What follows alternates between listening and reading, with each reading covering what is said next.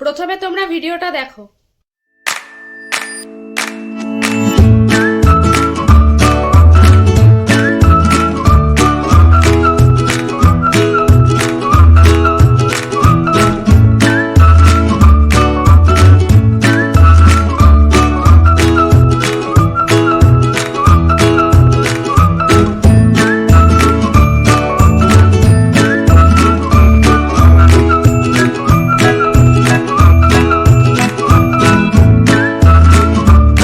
ভিডিওটা দেখে আনন্দে চোখে জল চলে এলো।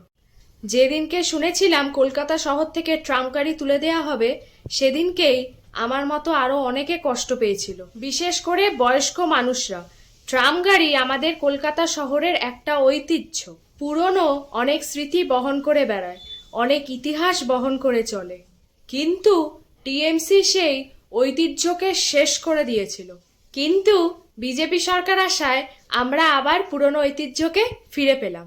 এতে আমাদের গর্বে বুকটা ভরে উঠছে।